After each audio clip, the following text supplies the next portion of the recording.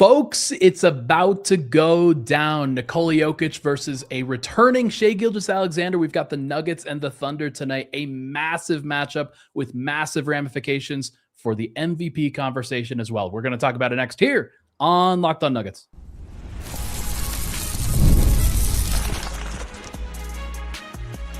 You are Locked On Nuggets, your daily Denver Nuggets podcast. Part of the Locked On Podcast Network. Your team every day. Welcome into Locked On Nuggets, your daily Denver Nuggets podcast, parts of the Locked On Network, your team every day. Thank you so much for being an everydayer, making us your first listen, being a part of this club as we've been very excited over the course of these last couple days. Hey, look, the Denver Nuggets finally playing some defense. There's a little bit of momentum going. We'll see whether that can continue tonight against one of the best teams, if not the best team in the entire NBA. My name is Ryan Blackburn, host here at Locked On Nuggets, also over at Mile High Sports and the Pickaxe and Roll podcast. He is Swipa over at Players Choice, the Swipa Cam YouTube channel, and just doing amazing stuff, including a fun video for House of Highlights where you debated the best duos of all time. So this man's going crazy. This man's having a grand old time. Also, make sure to catch him on Locked On NBA Game Night and the Locked On NFL Press Box show. Always fun, always appreciate having our conversations, and we've got so many things to get into today, Swipa. But first and foremost, this podcast is brought to you by 5 Hour Energy. Have your cake and drink it too. Birthday cake flavor is back. No fork needed. Vanilla cakey flavor, caffeinated kick, and no sugar. It's party time, folks. Order now at 5hourenergy.com or on Amazon. Swipa, we've got a massive game tonight. We've got a huge matchup between Nikola Jokic, Shai Gilgeous-Alexander, the Denver Nuggets versus the Oklahoma City Thunder. We're going to talk a little bit more about the MVP conversation in the second segment, but wanted to get your thoughts initially at the top here. What are you looking for between the Nuggets and the Thunder in what is a rematch over a pretty shaky loss by Denver on their home floor last time they played? Well, that game, Jokic's second game back wasn't pretty. The team was kind of just all over the place. Murray didn't have a great game. Jokic didn't have a great game. It was kind of like the first time he played OKC last year, where he had very low usage, low amount of points, rebounds, assists. Peyton Watson had 29 points in his last game versus OKC. So some of this is just like, hopefully the team can go out there today and play with energy and effort defensively. I think that's going to be one of the biggest stories of today. This OKC team, like one of the things, they've just played 11. They played 11 games this year without SGA. They're 7-4, but they lost to the Detroit Pistons. That's some really good wins. They beat the Cleveland Cavaliers in that stretch, fully healthy, mind you. They are a very formidable roster. And when you're in a situation now where you're playing versus a team that's very motivated, getting its best player back, who's in the MVP conversation, and they're also trying to stay atop the West because the Spurs are right on their heels. 42-16, I believe. They're 43-16. Yeah, with their record right now. So this is going to be a tough spot because obviously the Nuggets still without Aaron Gordon and Peyton Watson. Having wings in this matchup matters. What I do hope is that the Nuggets come out with intensity. They play some defense, and honestly, we need to get a better game from both Jokic and Jamal, but I really want to see Jamal in particular. If he does play tonight, can you have a little bit of better performance? Because as you saw in the group chat earlier, Jamal Murray shot 30% from three in the series last year and 40% from the field versus OKC. And again, that's just not good enough. I expect him to be better. I believe he will be better. I think tonight would be a great opportunity to go ahead and give that a shot. 100%. It's a really good opportunity for him. He is coming off of an illness. He's questionable for this game. I know he's going to try to play. You know that he's never trying to miss in these situations. I had to give some people a talking to yesterday on Pickaxe and Roll on the Murray conversation and how people have completely turned for some reason after he's been an integral piece of why they have even gotten to the place that they've gotten to so far this season. He's questionable. Spencer Jones also questionable with a right shoulder strain. Jalen Pickett questionable. Julian Strawther probable. Peyton Watson, Aaron Gordon still out. So Denver's still dealing with these injuries. They're still dealing with some major stuff. Jalen Williams, wing Jalen Williams, all NBA. Jalen Williams is out still. AJ Mitchell is out still. But Shai Gilgeous-Alexander is back. He's not on the injury report for this one. It wasn't completely out of nowhere. This wasn't a situation where everybody was like shocked or surprised that he was coming back, but he hadn't played for a while and they took a little bit of extra time. And it just does not surprise me that when you have an opportunity to host the Nuggets, to host Jokic and try to make a statement at the top of the Western Conference, that he's going to try to make a statement. So I'm looking to see what Shai looks like tonight. There's not a lot of like creation behind him. So Denver should, in theory, be able to guard some of those other actions. But to stop Shai Gilgeous-Alexander is the difficulty that every team has to face, and the Nuggets have had to face it the most lately. Yeah, I am curious to see how they're going to use the floor offensively, especially because are you going to put Jokic in the post? Or are you putting him at the nail? Jokic, how is your touch going to look in this game? Like, how's your intensity going to look in this game? Because I'm of the mindset, I've been watching Jokic for years, and obviously you have and everybody else has. We also watched him this whole season. I don't like how he has looked physically. Like, it's not even a shape thing. It's just he doesn't look 100%. He does not look like himself. The touch hasn't been there. He is shooting horribly relative to what he's shooting, basically 12-13% worse as a player overall since he's come back from injury, and that's a massive drop.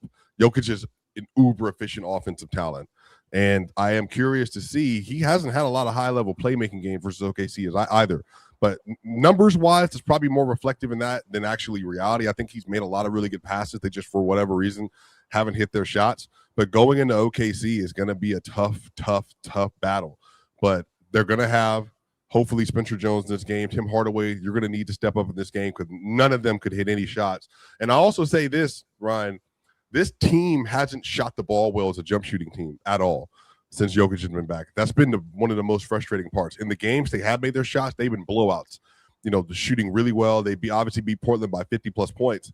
But when they don't have those jumpers, man, it definitely takes away just how good they are. So they need to make sure they address that and hopefully be able to have better shooting night. Well, Aaron Gordon and Peyton Watson have been two of their main jump shooters in this year, especially when opposing teams are trying to figure out who they can help off of. The story for the last couple of years, like, is that Peyton Watson and Aaron Gordon have turned themselves into elite shooters, into high quality spot up opportunity guys. And it wasn't always the case. It was something that, like, that's really burned other teams when they've had that. So because Denver has not had those guys, especially lately, it has been an issue for Denver to space the floor on a consistent basis. Spencer Jones has also stepped up in a reasonable way, but he's not making as many shots as he was. Jamal Murray is certainly not hitting the shots that he has been. Tim Hardaway Jr. has been hit or miss. This would be a great opportunity. The last time that these two teams played, Tim Hardaway was really bad as a floor spacer. So hopefully that's one where he can kind of turn it around. But I don't have a great feeling about this game. I'm not going to lie. I think that there's an opportunity for Denver, obviously, to lock in on the defensive end and do some things and make a case as to the fact that they're not dead on arrival when it comes to the defensive end against this OKC team.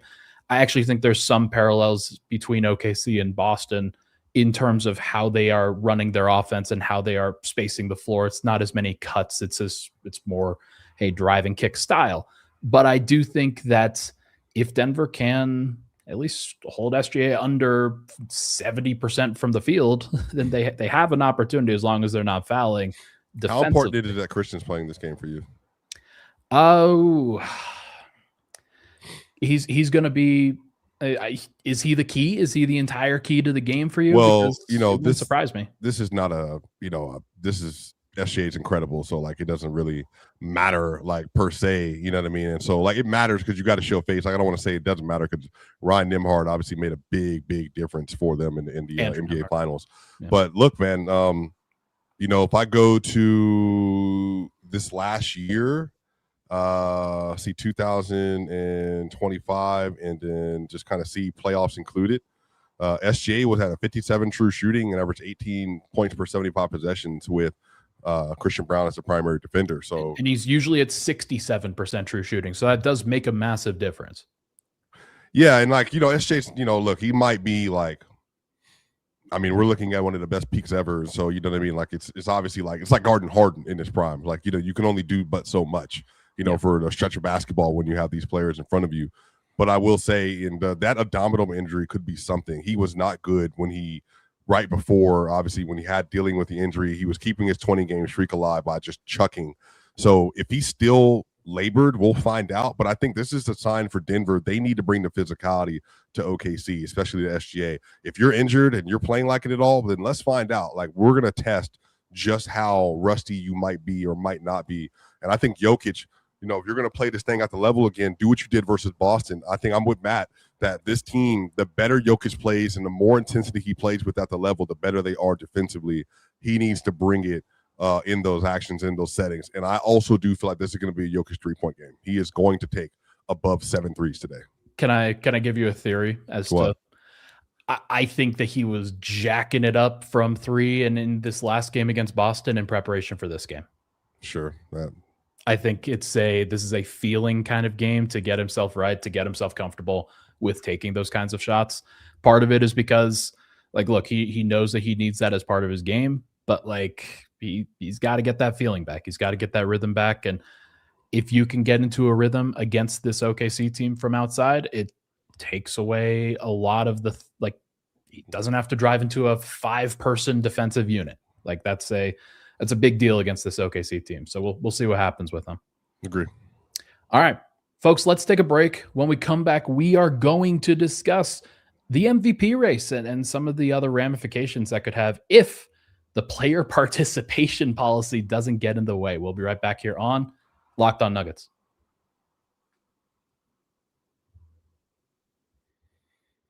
This season is heating up, and DoorDash has a way to keep fans in their bag the whole way through. Whether you're watching the highlights, the tunnel fits, or just your favorite player, DoorDash makes the entire season more fun because every player has their bag. With DoorDash, fans have one too.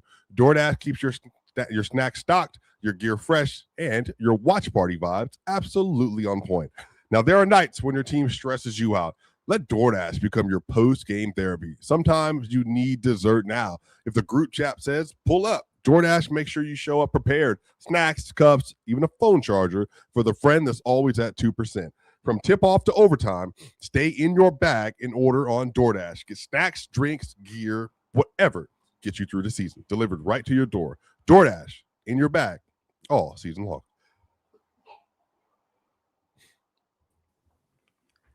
All right.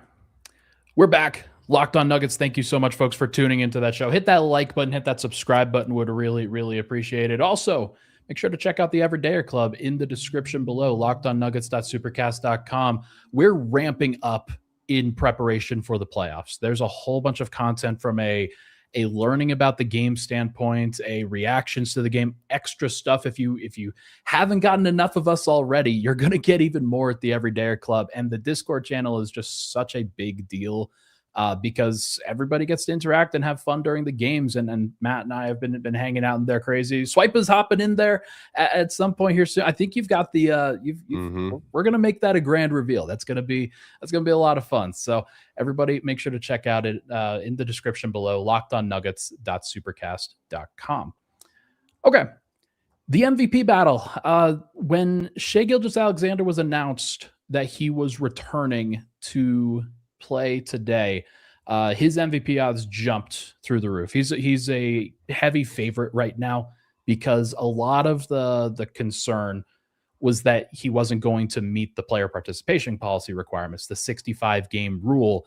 It looks like he's going to meet it. Jokic is currently on the other side of that as well. He's got one more game that he can miss. There's been a lot of misinformation, I think, about Jokic rushing back from his injury. I don't think he's rushing back from his injury. I think that he had the timetable and met the timetable, and it was a 4 to 6 week recovery, and he was back in 4.5 weeks. Like, that wasn't a crazy thing for him to do. Mm-hmm. But like, those two guys are at the top for me. Those two guys have always been at the top. And yet we have seen a whole bunch of various media outlets promoting different guys like at the highest levels, and even cutting those two out of the mix in terms of the top 2 or 3 on their personal battles, like on their personal ballots. Like, when there was a segment that ESPN did about Jaylen Brown versus Nikola Jokic, who has the better MVP candidacy. And I know it's clickbait. I know it's just trying to generate a reaction, but there is just no serious case to me for anybody other than Jokic or SGA at the highest peaks of the MVP race. Those two stand alone until they fall out of the 65 game rule swipe. But I do not see a case for anybody else.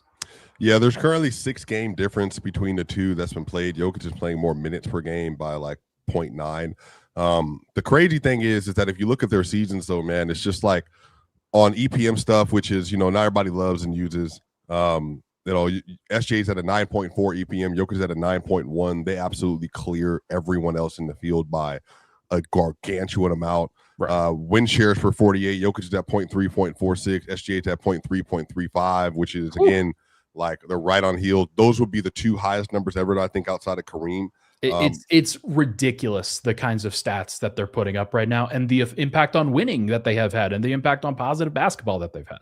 Yep. And right now, offensive box plus minus 11.2 for Jokic, 9.2 for SGA. Again, nobody else is even close, over 7.6, which is Luka. True shooting, both are shooting incredibly insane this season. Jokic obviously much better playmaker, like the defense. SGA had a up and down defensive season. Jokic a very up and down defensive season, obviously. But both of them are doing tremendous jobs. And even just the regular on-court stuff. SGA, I believe it's a plus 15 on-court this season when he's played with OKC this year when he's been healthy. And again, they've had a lot of stuff going up and down with the lineups. Now OKC's a plus 5.5 when he's not on the floor. So it's a plus 9.9 swing. So which is still elite. Jokic, on the other hand, this year is a plus 12.2 net rating when he plays this year, a -2 when he doesn't play. It's a 14-point swing when Jokic doesn't play. The Nuggets offense is 11 points better, and the Nuggets defense is almost 3 points better with Jokic this season. So hilarious that doesn't really get discussed. And I understand that. Look, I do understand that there are Jokic failings, and there's some very clear Jokic failings that he has had on the defensive stage. That is pretty clear for everybody to see. But it's not like the Nuggets defense is better when he's gone. It just hasn't been. Yeah, and right now, that 115.5 would essentially rank, 18th in the league, which is better. But it's, it'd be better than, what they're doing right now. When Jokic leaves, they fall basically to almost one of the bottom 3, bottom 4 in the NBA this year. So, some of this, man, is I don't know how much there is to this, and I asked this on Twitter, and I asked this to Matt on the show the other day. Ryan, Jokic, when he doesn't have Jamal this year in 333 minutes, has a 107.6 defensive rating. How much of that for you is a thing? You know what I mean? Because it's a large enough sample size that is it just that having more competent POA defenders? Is it is that the solution there? Yeah, it's been pretty clear that the 2 weak links for Denver defensively this year to me have been Jamal and Joker.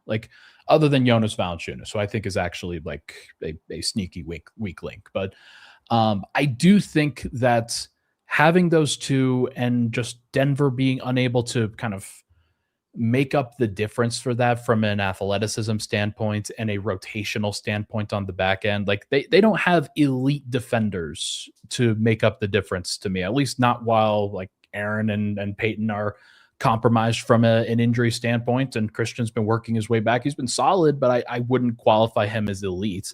And so in order to make up for a couple of weak links at the same time, you have to have truly impactful guys, especially rotating over from the backside.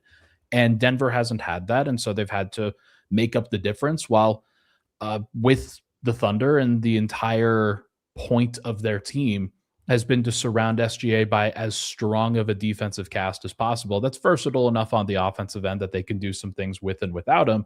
But then it allows SGA to shine from a scoring perspective and a playmaking standpoint, because he doesn't have to do a whole bunch on the defensive end. And there's people do attack him, and he does give up some, but they also rotate over and help him out as much as possible. And Denver's just compromised in so many different ways that they're unable to do it at the highest levels in the way that a team like OKC can. I will say, I think it will swing a lot, though, if they are able to get a really good performance. If Jokic right now is so his game is like so driven by like it feels like his just overall feel within that game, right now, just because like he's dealing with so many different, whether it's the knee or whether it's the wrist that's been bothering him. Like, there's just certain things that are just it's not smooth for him. But if he's able to have a smoother game, because I don't think people don't remember, man, Jokic just had some like all-time great performances versus OKC over the last year. But it's just the consistency hasn't always been there. But if his defense can hold up today, and again, just playing with tenacity at the level, and I think some of this is not over scrambling for some dumb reason.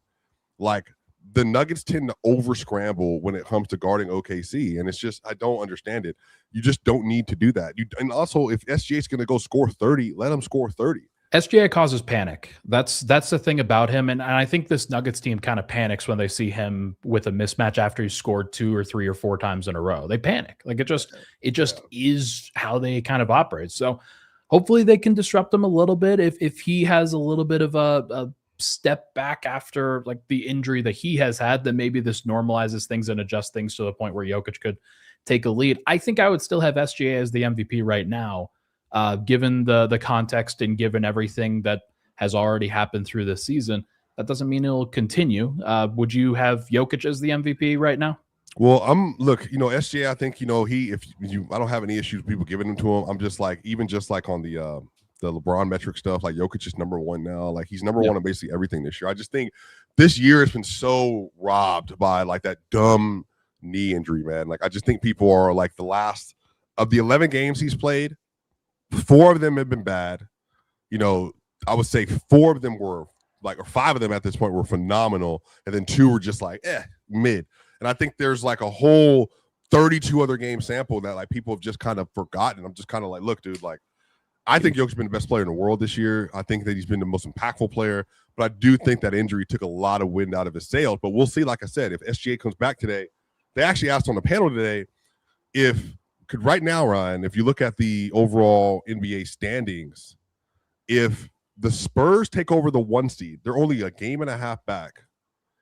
Does that change the conversation, for the MVP stuff? Because at that point, Wemby now is the number 1 overall. Cade has the best record in the NBA. And if Thunder are 2, So one of the reasons why the gap was so wide last year is because there was an 18-game gap in wins between the Thunder and the Nuggets. This year, it's a 7-game gap. There's still plenty of time for that to separate. Like it will probably finish as a 7 to 10 game gap. But what if it doesn't? What if it doesn't? And what if Denver bounces back over the course of this time and OKC struggles a little bit? And yeah, it's like they have a significant gap, but it's because OKC is the best regular season team in recent memory that we've seen. And they've got such a high baseline because of the talent that they've accumulated. Like big Jalen Williams just scored 30 the other day. So like, there's plenty of reasons why they've been successful. SGA is the leading reason, but Jokic is also the leading reason for the Nuggets. And so we'll see what happens with it. Is there one other player that you would include in this MVP conversation outside of those 2? Yeah, Wemby, brother, and Cade. Wemby and Cade would be 3 and 4 for me. It's always interesting hearing people talk about Wemby. Like, well, blah, blah, blah. Like, he's developing. He's averaging 25 and 11, and he's like 3 blocks a game, a steal a game. He's averaging 4 stocks. He's the best defensive player in the world. And he's like, they're dominating when he's playing this year. Yeah. 11 wins in a row for them. Like you said, if it's them who would take out Shai and OKC from the top spot this year, and they finish with like 57 to 60 wins or something of that nature, like it's going to get pretty serious. It might even be higher than that. So I do think that they have a case, more so of a case than Cade, although I can understand the case for Cade, of course. But no, I think those would be my top 4 as well. And then 5th is just that's a roulette. That Luka, who would you put Luka? That Luka, that Kawhi, that Brown? It's not Kawhi, that's for sure. Like I would probably put Luka. But like I don't feel great about any of the options. It's interesting. Yeah. Is what it is. Yeah, we're not putting KD, by the way. Let's take a break. When we come back, we are going to discuss when is the next big run for this Denver Nuggets. When are they going to reclaim their momentum? We'll be right back here on Locked On Nuggets.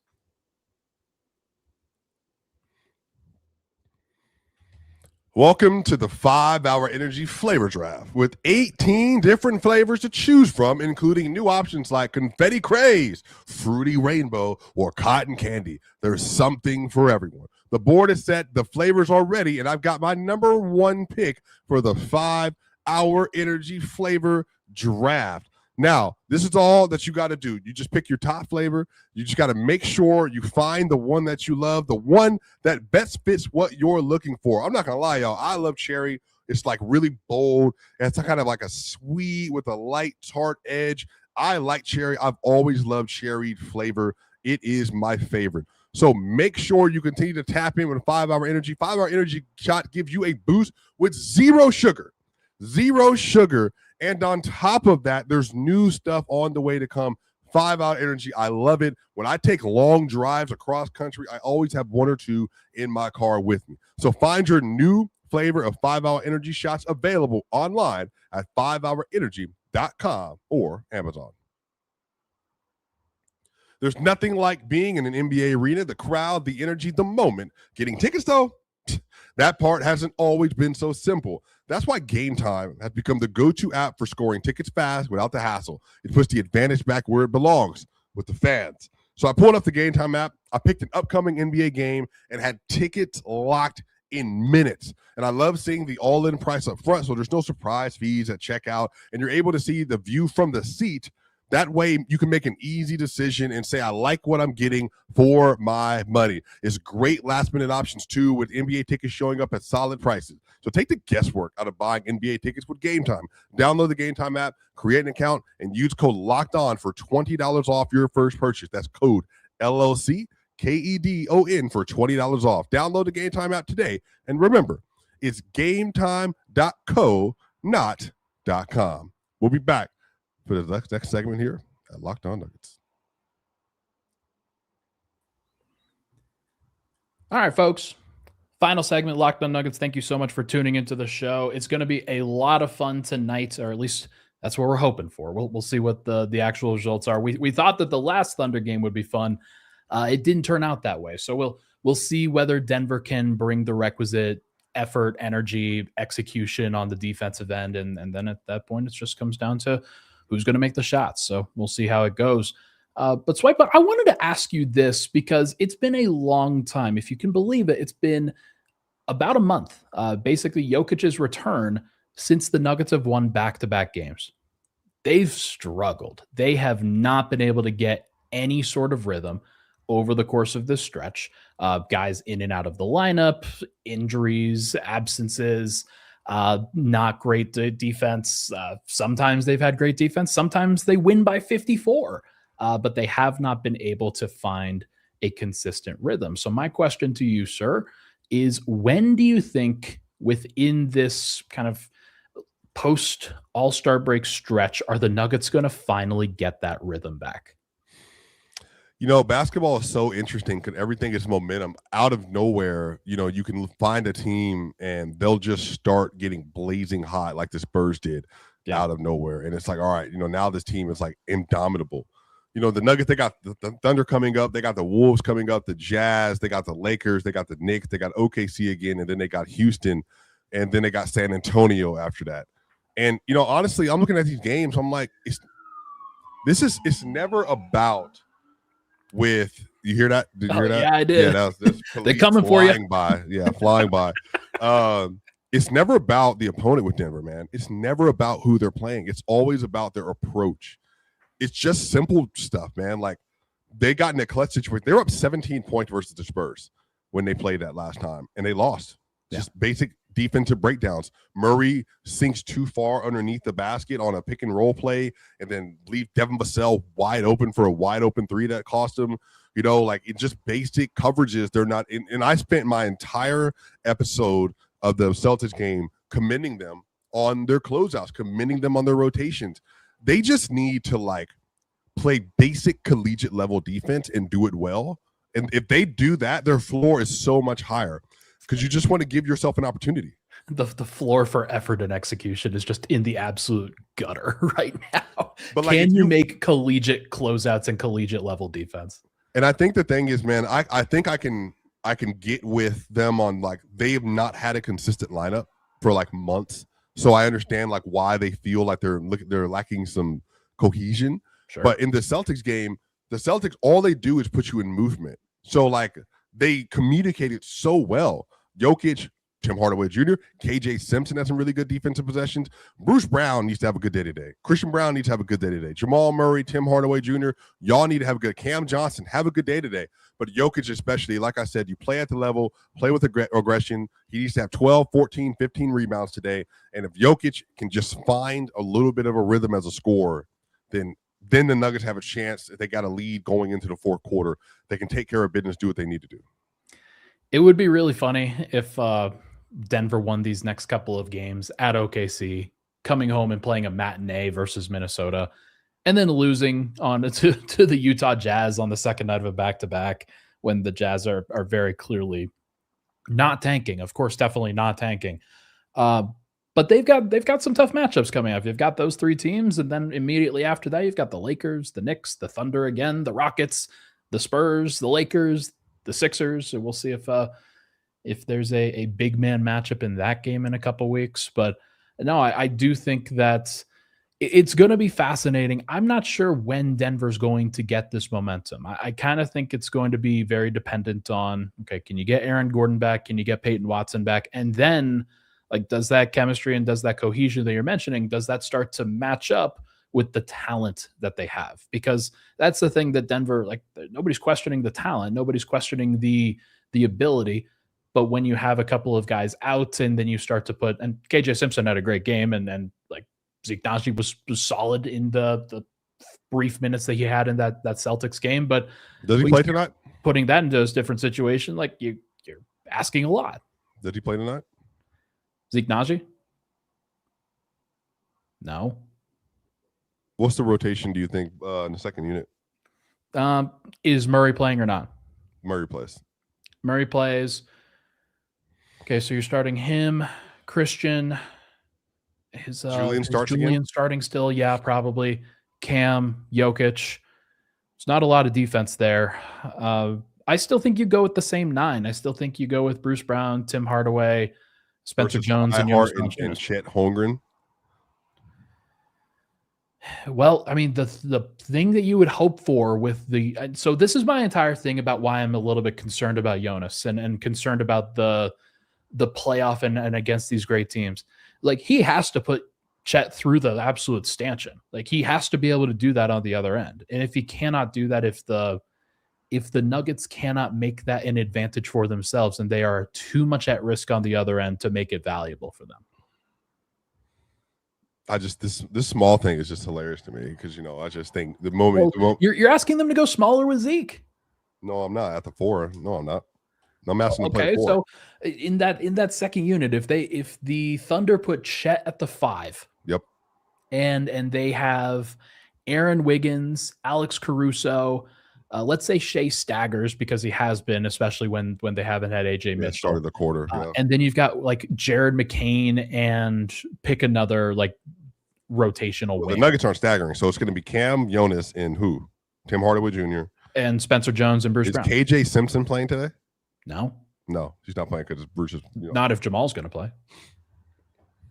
What if KJ ends up being a star today? It would be amazing. I'd love it. That would be like that's a great story at that point. So they started the last fourth quarter with KJ, Cam, THJ, Spencer Jones, and Val. So let's say replace that with Bruce. So Bruce, Cam, Tim Hardaway Jr., Spencer Jones, and Jonas Valanciunas. You like that? I mean, no. But like, it's not bad. It's not bad. It's like, look, they have to generate good shots, and so much of that is going to be about going through Jonas. It's a lot of pressure on Jonas to avoid the turnovers, to make the shots at the rim, and to catch the basketball, and to not be taken advantage of on the defensive end. It is a lot of pressure that's applied to him, and I don't know how he's going to handle it, but I am not super optimistic about that lineup being a matchup advantage for Denver. I tell you what, I want the Nuggets to come out first offensive possession to run their patented, where they set that little double pin down, double screen for Jokic. He runs the baseline. He gets the ball right, basically like that right little midi area. He does a little jab, shoots it at the mid, and I want to see make the first one, and then we call it a day. Make that first one, get a good rhythm with your wrist, and then now the game can start. They used to start the game like that all the time, and then they'll start a second half with the pin down in the middle of the floor with the nail, or just run that and just call it a day. A wedge screen into the same action in terms of like going over the top instead of around. Both of those are difficult because OKC gets into you, they bother you, they put their hands on you, and like Jokic is gonna have to keep his cool on that, man. Like he just is. If he focuses too much on the refs and them fouling him, then it's not gonna go well for Denver. Yeah, it's gonna be fun, man. I'm excited to watch the game. It'll be good. We'll see what happens, but folks, you know where to catch it. We will be covering the game after as well. It's gonna be a lot of fun. I'm looking forward to seeing reactions, and you best believe that people will have strong takes after this game. That is gonna do it for this episode of Locked On Nuggets. Thank you so much for tuning into the show. Hit that like button, hit that subscribe button, and make sure to check out the Everydayer Club for all the best insider coverage of this Nuggets team. Everybody have a great night. We will talk to you guys very soon.